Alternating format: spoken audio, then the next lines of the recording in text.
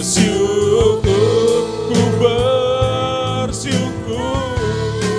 ku bersyukur Bapa. Ku bersyukur Tuhan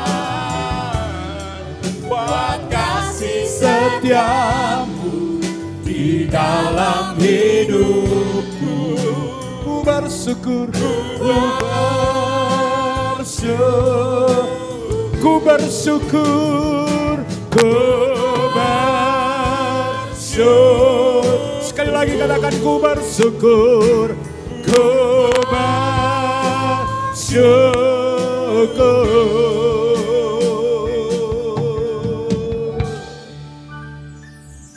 Tuhan,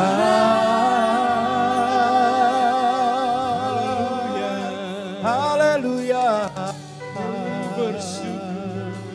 bersyukur padamu Tuhan, sebab Allah setia, sebab Kau Bapa yang baik. Silakan duduk dalam hadirat Tuhan. Ya rabasyataka ya ralabaya syataka rabaya ralabalabalabalabala. Mari kita indahkan undangan Tuhan untuk kita beribadah. Merasakan kuasa Allah, kasih Allah dalam penyembahan kita. Merasakan kehadiran Tuhan dengan menaikkan syukur kita kepada Tuhan. Haleluya, haleluya. Bersyukur kepadamu Tuhan. Kami menaikkan syukur Tuhan, sebab Engkau baik, Kau baik Tuhan, Kau mulia. Inilah yang kami punya Tuhan, hati hamba. Terima kasih Yesus. Haleluya.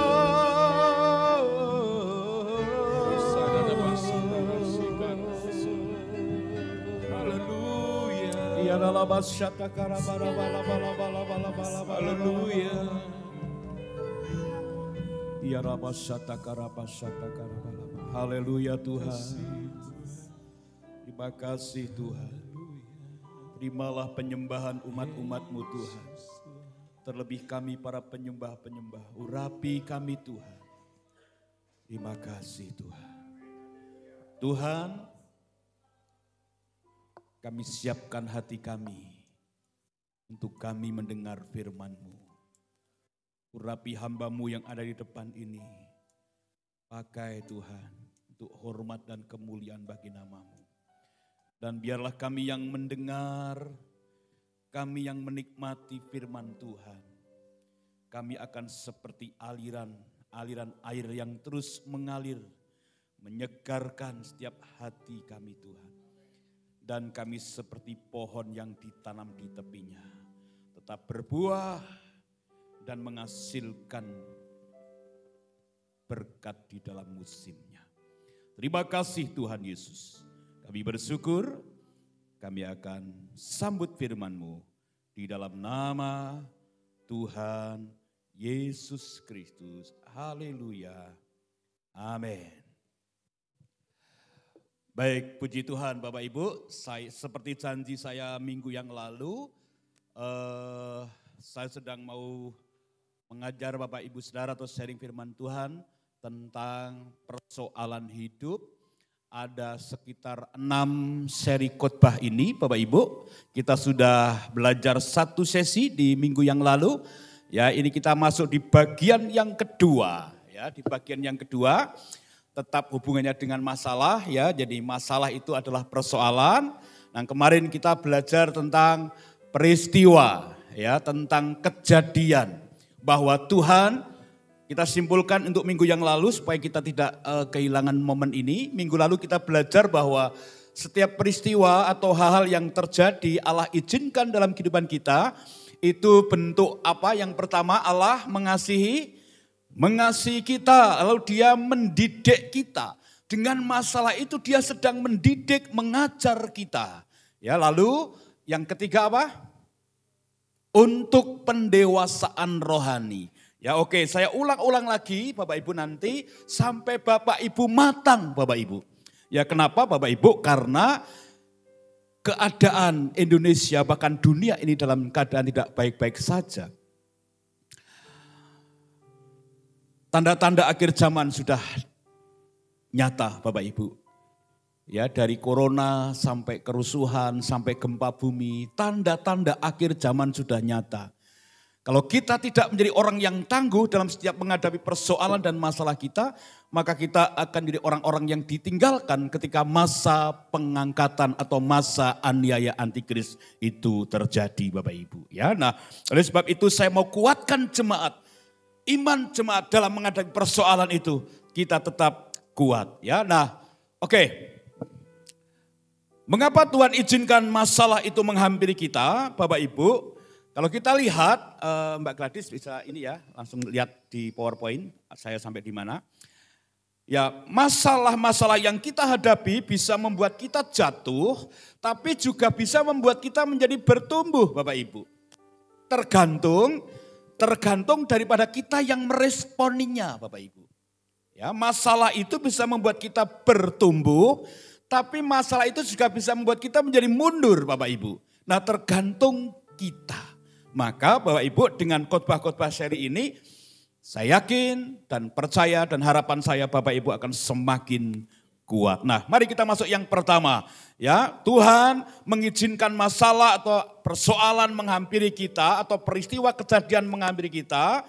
Yaitu sebenarnya tujuannya untuk kebaikan kita. Nah apa maksud dan tujuannya dari persoalan-persoalan hidup kita? Yang pertama, harusnya keempat begitu ya, tapi karena kemarin sudah sampai ketiga, tapi ini saya ulang lagi dari pertama. Nah, baik Bapak Ibu. Coba slide yang terus, Dek. Mogok? Enggak bisa?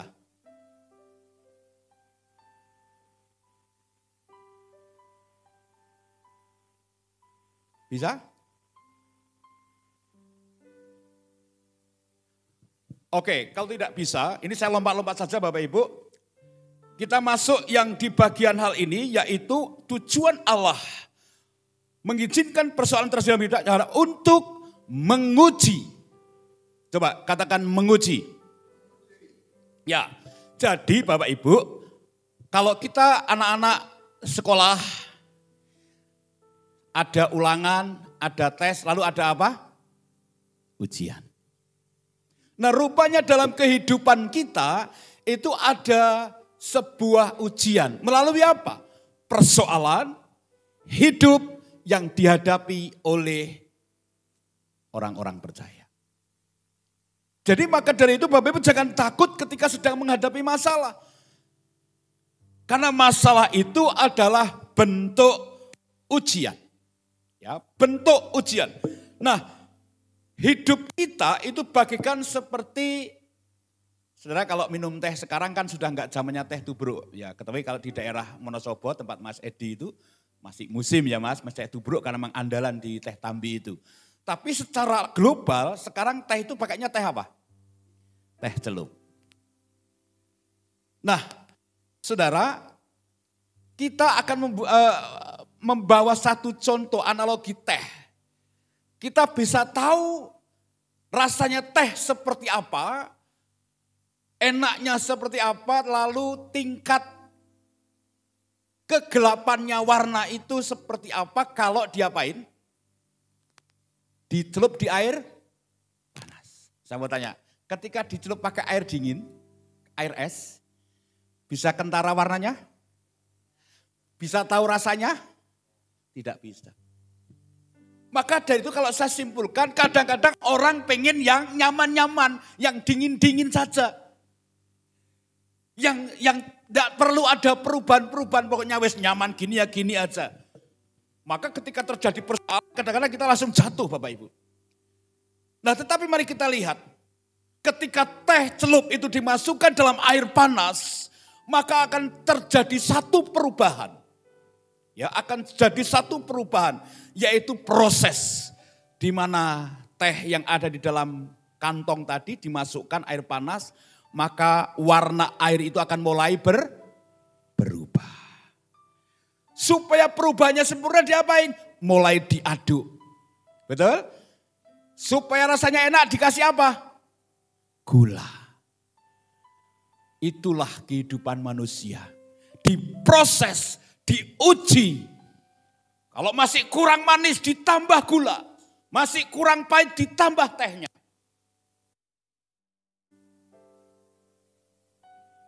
Kadang Tuhan ingin menguji kesetiaan kita melalui air panas masalah yang kita hadapi. Jadi kesimpulannya kalau saudara sedang menghadapi persoalan, anggap aja saudara sedang masuk dalam ujian air panas. Supaya ketika dikasih kopi, tahu rasanya kopi itu seperti apa. Ketika dikasih teh, tahu rasanya teh itu seperti apa. Ya bahkan dalam Alkitab juga ya kalau kita lihat di dalam kitab Ayub, di sana kita digambarkan seperti orang yang ditempa, dibakar seperti emas yang nanti akan muncul menjadi emas yang murni. Besi, tembaga yang lain itu memisahkan diri dan emas itu akan terpisah ketika dibakar. Nah, begitulah kehidupan kita, Bapak Ibu. Sudah ada gambarnya ya, tapi LCD-nya nggak bisa. Seperti orang yang sedang menempa emas dan emas itu adalah kita, Bapak Ibu. Diproses di sebuah tungku yang panas yang membuat kita ini menjadi emas yang murni. Oh, bisa ya. Terus coba sampai di mana tadi? Terus oke, terus itu tadi yang pertama, betul enggak? Oke ya, untuk menguji kita. Oke, sudah sampai di bawah. Oke, di gambar ini teh sudah, yuk di gambar yang kedua. Oke. Nah, kita baca dulu ayatnya. 1, 2, 3. Saudara-saudaraku, anggaplah, loh kok beda dengan saya? Bentar.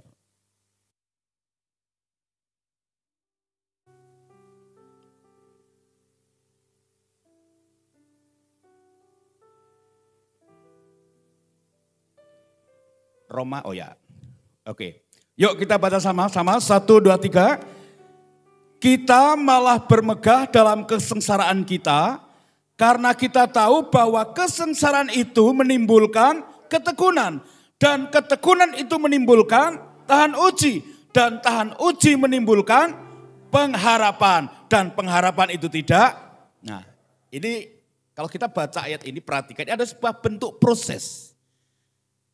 Ya, lewat masalah, ujian, tapi lewat masalah ujian itu akan menimbulkan, ya, akan menimbulkan kita menjadi orang yang tahan uji dan menjadi orang yang berpengharapan. Nah, maksudnya seperti itu. Jadi ketika kita sudah seperti ini, maka kita akan menjadi orang yang tahan uji seperti teh yang bisa dirasakan, seperti emas yang menjadi emas yang murni, bukan emas yang masih campur aduk, Bapak Ibu. Coba kembali ke atas, saya coba bacakan di ayat referensinya, Yakobus 1 ayat 2 sampai ayat yang ketiga, Bapak Ibu. Ya, Yakobus 1 ayat 2 dan 3, di situ ada kalau ditarik ya. Yuk saya bacakan, saudara-saudaraku anggaplah sebagai suatu kebahagiaan apabila kamu jatuh ke dalam berbagai-bagai pencobaan. Sebab kamu tahu bahwa ujian, perhatikan ada kalimat ujian lagi ya. Ujian terhadap imanmu itu menghasilkan apa Bapak Ibu? Ketekunan. Mustahil Bapak Ibu akan menjadi orang yang tekun kalau tidak pernah mengalami ujian. Jadi kesimpulannya di poin yang pertama, kalau saudara sedang menghadapi masalah, pencobaan, anggap aja Tuhan semua izinkan menjadi sebuah ujian buat kita untuk nanti timbul seperti emas. Untuk kita menjadi orang yang berpengharapan melalui ujian-ujian tersebut. Oke, yang kedua Bapak Ibu. Yang kedua terus, ya ini gambar emas tadi. Yuk terus yang kedua. Oke, itu ayatnya. Oke, nah di sini. Yang kedua, tujuan Tuhan membiarkan masalah itu terjadi dalam kehidupan kita adalah untuk mengoreksi. Coba katakan, mengoreksi. Ternyata kalau ada ujian, ada koreksi. Betul tidak? Kalau saudara yang sudah pernah ikut ujian SD, SMP, SMA, setelah biasanya tes itu selesai, itu ada koreksi bersama. Betul enggak? Ditukar lalu dikoreksi bersama. Jawaban pertama A, dilihat. Oh B, berarti salah. Salah, kan gitu. Sama ketika sudah masuk di tahap ujian, sama guru itu akan mengoreksi. Nilai si A, si B, soal-soalnya nilai si A, si B. Ada yang salah, ada yang benar, akhirnya ada kesimpulan nilainya berapa. Itulah mengoreksi. Dengan bahasa lain mengoreksi itu mengintrospeksi diri. Masalah akan menjadikan kita bahan untuk mengoreksi atau introspeksi diri. Kenapa ya ini terjadi? Salah apa ya? Penyebabnya apa ya? Dikoreksi. Tapi kebanyakan orang kalau sedang ada masalah yang disalahin siapa? Halo? Sing disalahke sinten? Orang lain, terlebih orang yang paling dekat. Kalau ada masalah sing disalahke sik orang paling dekat. Makanya orang paling dekat sering ngomong apa? Aku kurang ngerti apa-apa kok disalahke. Saya sebenarnya kasih ilustrasi ya. Kalau waktu masih manten muda, nutup mobil, ya kan? Mobilnya lecet, sang suami berkata, enggak apa-apa, mobil bisa dicat lagi, betul?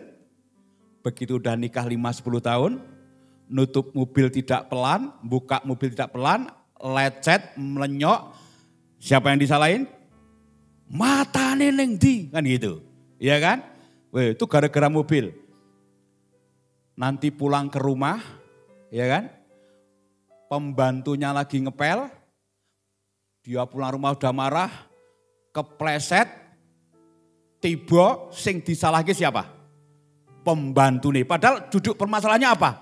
Pintu yang lecet, betul gak? Sampai rumah, masuk rumah, kepleset, tiba gabruk. Sing disalahke pembantu nih katanya ngepelnya terlalu basah. Majikannya masuk, pembantunya mau marah siapa? Dia marah-marah sama diri sendiri. Tiba-tiba ada kucing lewat nabrak itu embernya tumpah. Dia berkata, kucing kamu kurang ajar. Begitu saudara. Yang disalahin siapa? Kucing Bapak Ibu.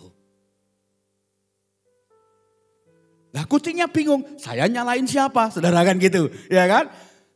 Kucingnya bingung, dia marah, mau nyalain siapa bingung. Dia naik ke meja, dia buka tudung saji, itu makanan di meja itu dia usah asik saudaraku, ya kan? Yang disalahin itu selalu orang lain, orang yang dekat Bapak Ibu.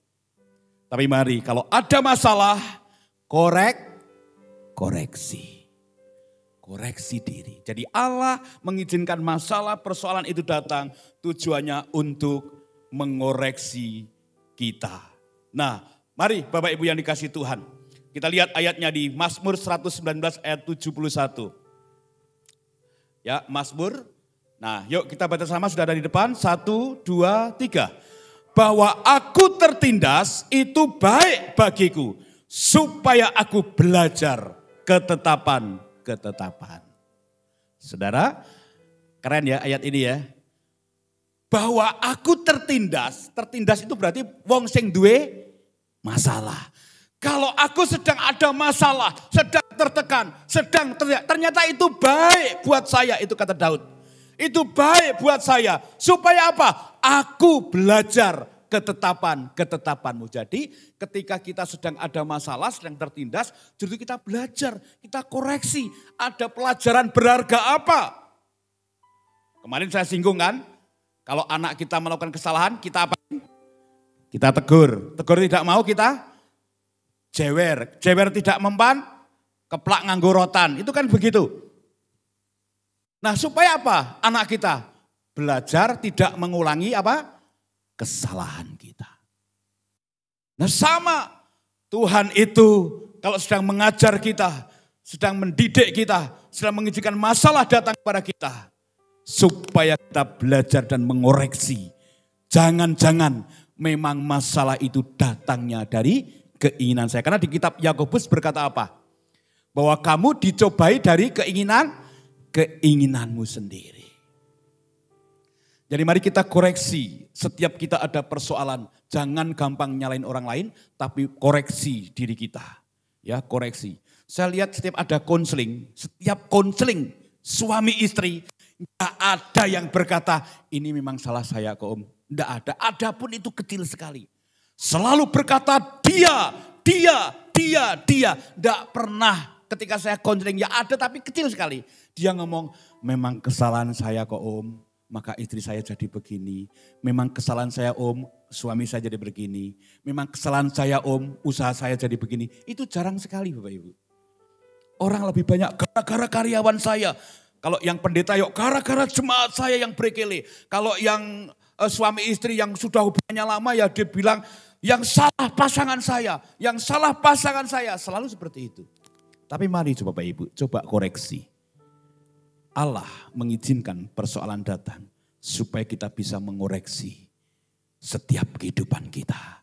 Orang Jawa berkata metani, supaya kita bisa metani. Tahu metani saudara? Kalau di Karangawen ini, Kundenarum sekitarnya saya enggak pernah lihat orang petan. Ya, tapi di sekolahan banyak yang kena tumor, tapi saya lihat enggak ada yang petan. Tapi kalau Bapak Ibu lihat di daerah Temanggung, Paraan, Magelang, Wonosobo, tahun 95 sampai tahun 2000 orang petan itu seperti undak-undakan gini, di sana itu rumahnya begini, rumahnya itu miring-miring gitu. Orang petan itu buleknya, budenya, neneknya, putune iki ngene, saring petan-metan itu gini. Kletus gitu saudara. Ya, metani apa nih? Orang cuman tumo, wis ono rambut putih pok. Durung. Nek wis ana rambut putih itu kan dikoreksi. Berarti harus apa? Sadar nek wis. Nah itu Bapak Ibu. Koreksi itu bentuknya seperti itu. Petan itu tidak hanya nyari tumo. Tapi nyari apa? Uban. Nek ketemu akeh berarti tandanya sudah. Nek wis tuwa aja do neko. Aja do ngulur kabel dawa. Nah pinter saudara ya kan. Sing sering ngulur kabel ya pinter. Dawa gitu saudara ya. Wah, jadi wis tuwa kuwi ora usah aneh-aneh. Saya ingat itu Pak Kasminto kalau ngobrol sama saya. Ojo golek dalan bayi wae tapi golek dalan padang. Wah hafal bapak-bapak ya. Bapak-bapak ojo golek dalan bayi wae tapi golek dalan apa? Dalan padang. Siapa jalan yang terang itu? Tuhan Yesus. Jadi Bapak Ibu, kalau ada masalah dalam keluarga, dalam perusahaan, dalam pekerjaan, dalam sekolah, yuk koreksi. Jangan-jangan lewat hal itu. Allah ingin menunjukkan kesalahanmu di mana. Sehingga kita bertobat. Oke? Jadi ada ujian, ada koreksi. Yang terakhir, sebenarnya ada 7 saudara ya, kita 3 saja. Nanti yang 4 minggu depan lagi seperti itu. Yang terakhir, 3, yaitu untuk melindungi kita. Loh, piye toh Pak Timogi? Wong masalah datang kok malah melindungi kita gitu loh. Jadi begini, saya simpulkan hal ini karena begini. Kadang-kadang Tuhan itu mengizinkan masalah datang, itu untuk melindungi masalah yang lebih besar. Kadang masalah datang dalam hidup kita untuk menggagalkan masalah yang lebih besar Bapak Ibu. Jadi satu masalah bisa terjadi, ya, atau masalah itu bisa membawa berkat yang lebih besar atau bisa menolak kejadian yang lebih besar. Maka kita menghadapi masalah yang kecil. Tapi kadang-kadang manusia ketika menghadapi masalah dia berkata apa? Masalahku gede banget, masalahku berat banget. Tapi ingat, Tuhan izinkan semua terjadi. Tujuannya adalah untuk melindungi kita.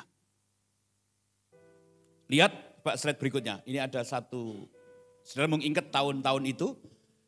Ini adalah keluarga Agus Setiawan tinggal di Porong Sidoarjo. Kalau yang pernah baca koran, ya ini saya ambil dari internet. Ya, keluarga Agus Setiawan, coba kita lihat wajahnya ya. Ini wajah-wajah ini Cenes Bapak Ibu ya kalau kita lihat ya. Oke yuk berikutnya gambarnya. Biar saya bisa menjelaskan. Nah ini rukonya dia, rumah dan ruko. Yang di bawah ruko, yang atas itu rumah. Ya jadi Februari 2006 mereka memutuskan untuk menjual. Ya.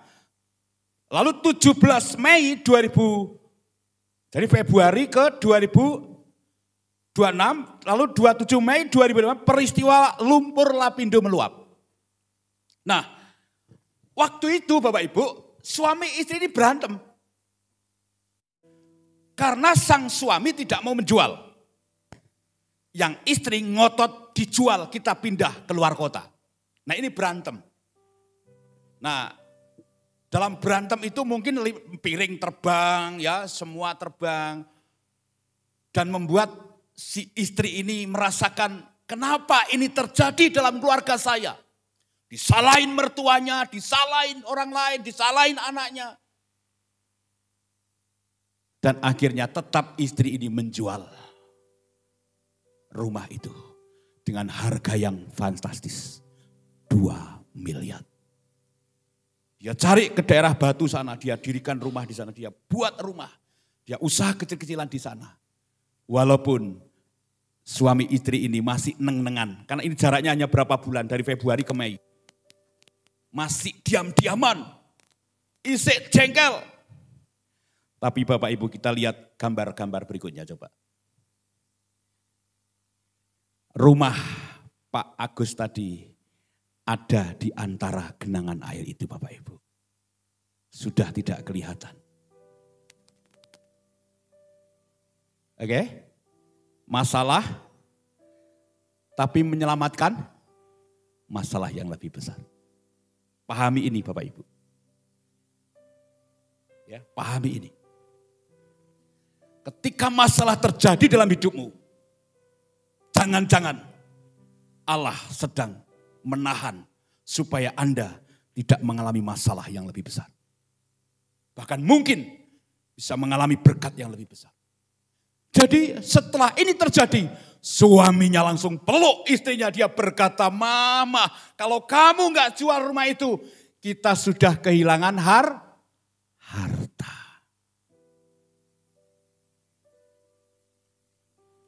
Saya nggak katakan Siti Nurbaya atau sengsara Mbak Nikmat, enggak. Tapi Allah izinkan masalah datang. Jangan-jangan Allah sedang menggagalkan persoalan yang besar terjadi. Kalau kita lihat Kejadian 50 ayat 20, coba masih ada gambar lagi coba slide. Nah itu saudara ya, mereka rumahnya ada di antara itu. Ya, oke, yuk kita baca ayatnya. Baca sama-sama, 1, 2, 3. Memang kamu telah mereka-rekakan yang jahat terhadap aku, tetapi Allah telah merekakannya untuk ini. Jadi kalau masalah itu datang, tenang saja. Masalah itu dibuat oleh manusia, tapi diizinkan oleh Allah. Tetapi Bapak Ibu, tujuannya adalah untuk kebaikan. Roma 8, 28, udah nggak perlu saya bacakan lagi. Allah turut bekerja, mendatangkan kebaikan. Contoh,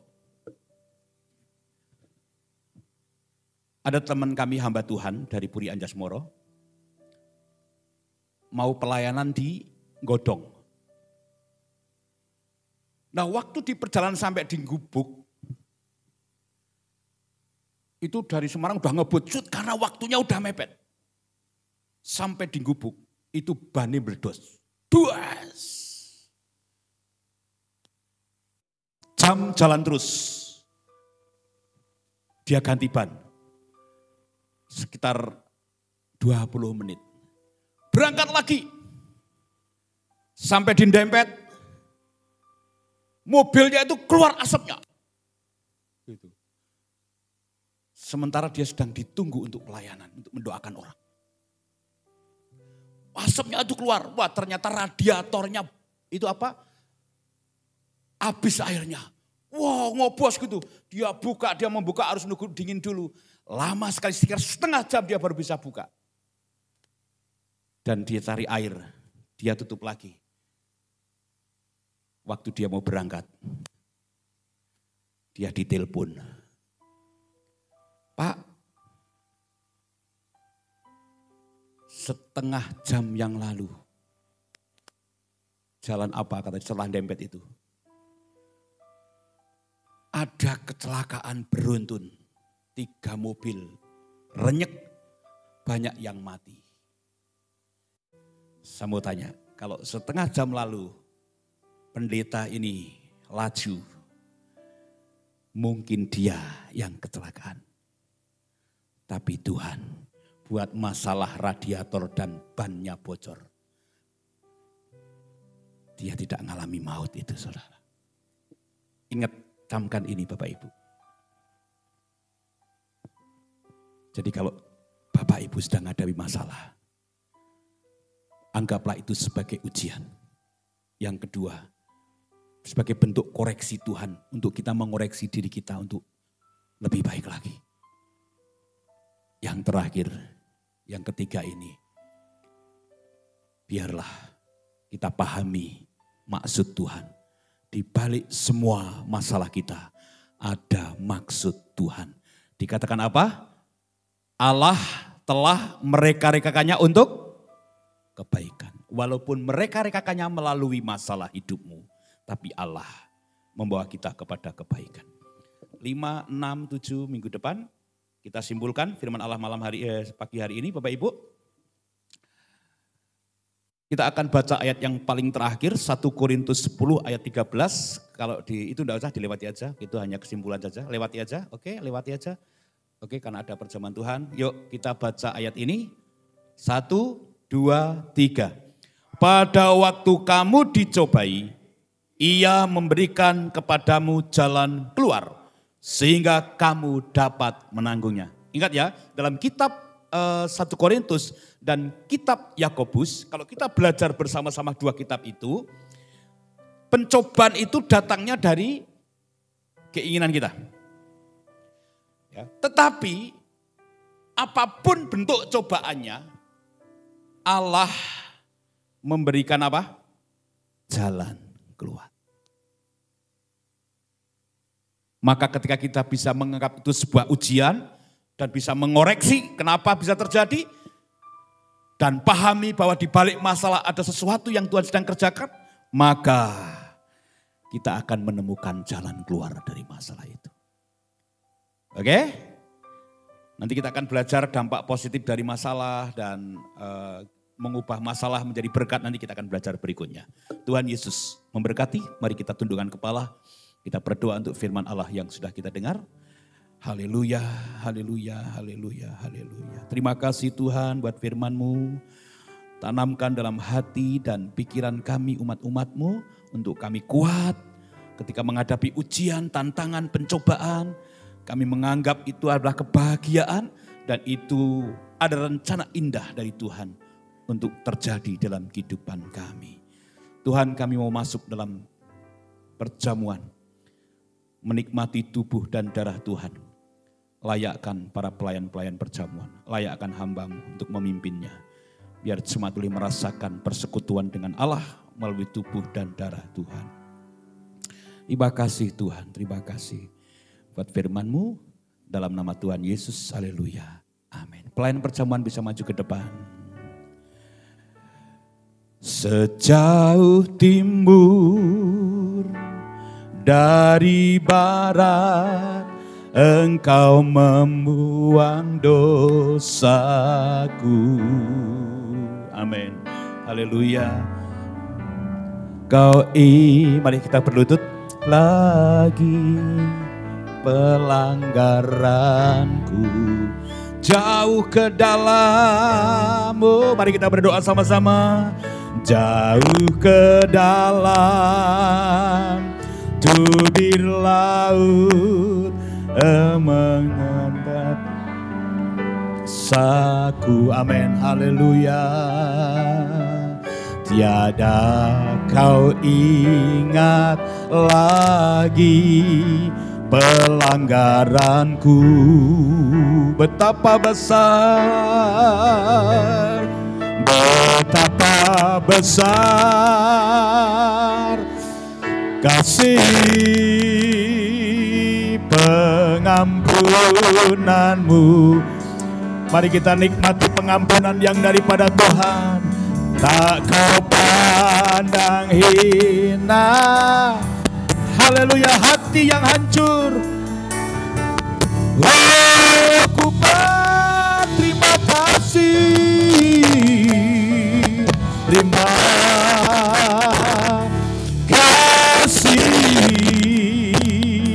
kepadamu ya Tuhan. Ampunan yang kau beri.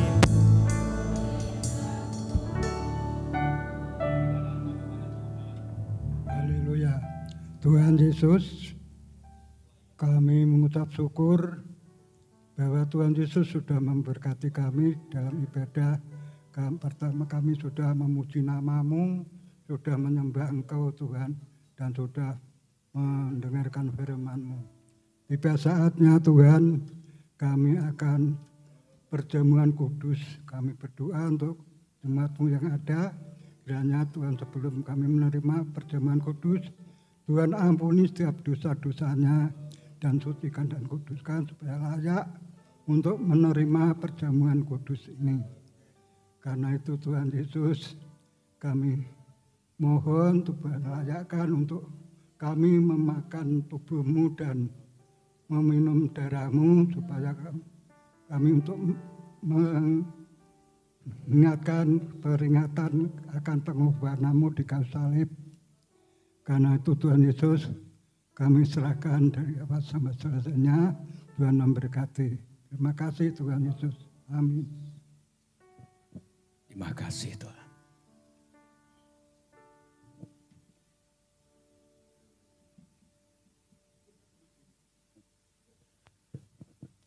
Ya, pada waktu malam dia bersama dengan murid-muridnya mengambil roti, mengucap berkat, dan ia berkata, inilah tubuhku yang terpecah-pecah bagi kamu. Yesus berkata, makanlah. Lalu ia mengambil cawan dan ia berkata, inilah cawan perjanjian baru yang dimeteraikan bagi kamu sekalian untuk pengampunan orang-orang yang berdosa. Yesus berkata, minumlah. Salibnya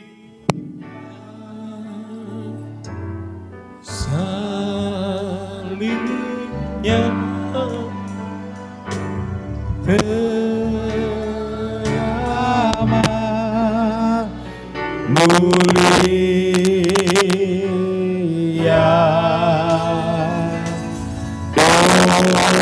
Dosaku disungguh